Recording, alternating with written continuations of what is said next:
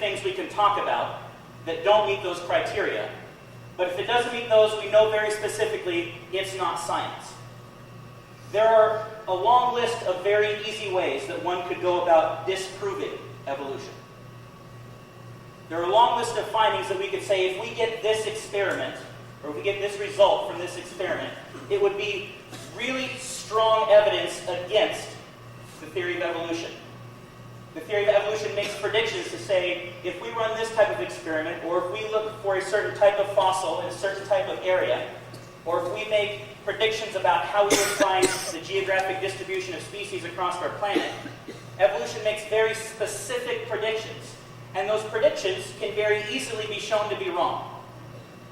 And if something meets those two criteria, primarily, that it makes useful predictions that can be tested, and it is falsifiable, it can qualify as a theory.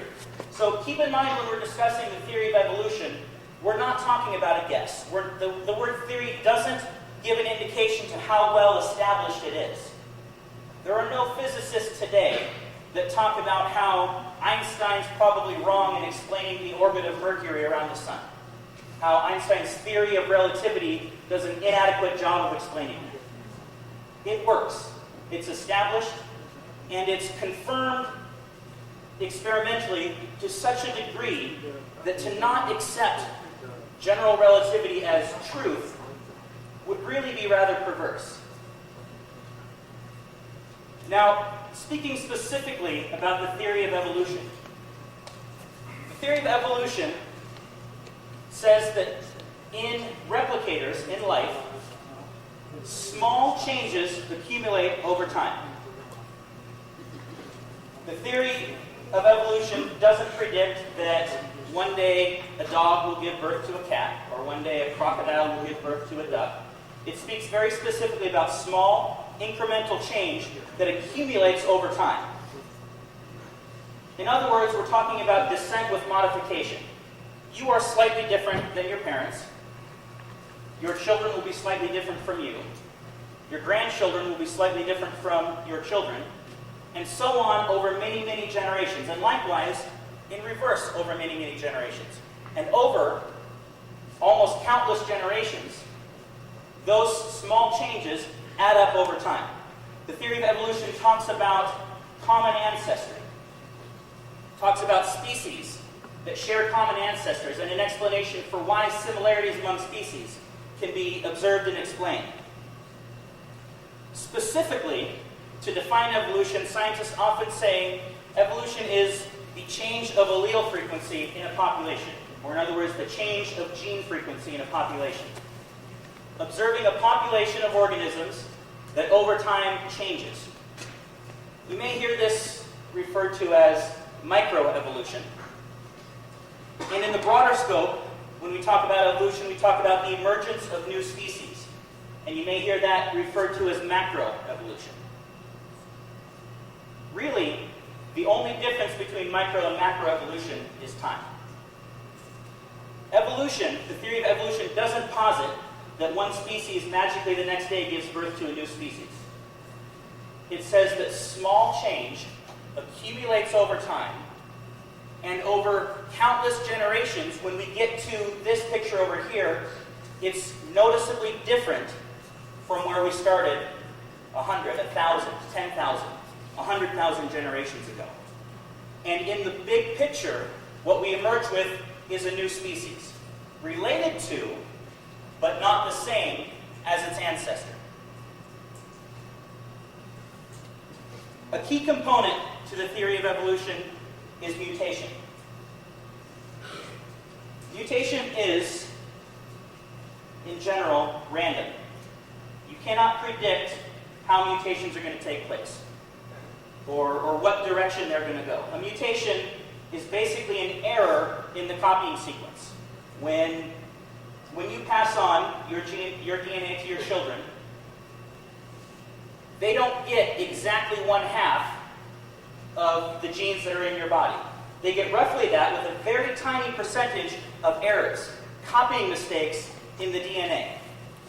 Those mutations are random, but the selection for those mutations, the likelihood that that mutation, that new gene, will survive and reproduce and grow in frequency in a population is specifically very non-random. So if you hear evolution talked about as saying life came about by a random chance, that's not at all what the theory of evolution says. It's the opposite of that. The mutations are random. We can't predict what the heir is going to be. But the selection process that makes the mutation that gives a new character trait to a species, or new character trait to an organism, it makes that organism, perhaps, in some cases, a little more likely to survive, or a little more likely to be reproductively successful. Those mutations that work out in benefit are selected for by the environment.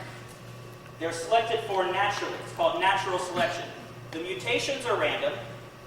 The natural selection is very specifically non-random.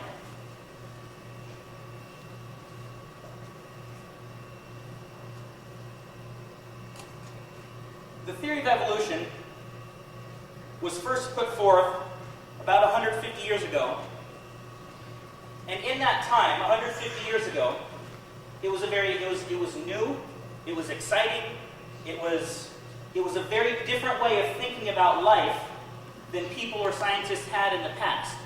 And in the past 150 years, those predictions that Charles Darwin made 150 years ago, many of them have very specifically been confirmed. We can talk, if you want to ask questions, about some specific predictions that Charles Darwin or early evolutionary biologists made. We can talk about very specific results that make sense in the context of an evolutionary biological world that don't really make sense in a world where we don't share common ancestors, where species aren't related by common ancestry. We've made a lot of really good and really profound advancements in the last 150 years. 150 years ago, when the theory was first proposed, its proponents got a lot of things wrong. Some things mildly, some things fairly majorly, and that's to be expected. Science, the process of science, the process of discovering truth is a very difficult one. It's one that requires constant improvement, constant scrutiny of your own work, scrutiny of your own ideas, saying, this is what I think happened, how would I go about testing this, or this is what I think is true, how would we go about testing it, and do those results confirm or disconfirm what we thought we'd find, or what we thought the explanation was. And the more those are confirmed, the more we get a picture that says, this is an accurate representation of what's happened, or an accurate representation of what's happening today. And the more we get results that don't match up with what we predicted, the more we say, this picture is at least slightly wrong, perhaps dramatically wrong. And in the last 150 years, it's uncanny how many very specific predictions that evolutionary biologists made that have been confirmed. Now, some of those predictions, or some of the explanations that evolution offers, well, let me say it this way. A lot of the things that people try and lay on evolution, or a lot of things that people say, yeah, but evolution can't explain this. A lot of those things, evolution never has, nor does it continue to, nor does it at this point try to explain those things. If somebody says, yeah, but evolution doesn't explain the origin of the universe, you're right. Evolution doesn't give any insight into the origin of the universe. It doesn't give any insight into why something's here as opposed to nothing, or how old the universe is. All evolution says is very specifically, once you have non-perfect replicators, once you have life that passes its genes on in an imperfect way, with sometimes errors, once you have this already existing, this explains how diversity and complexity can arise.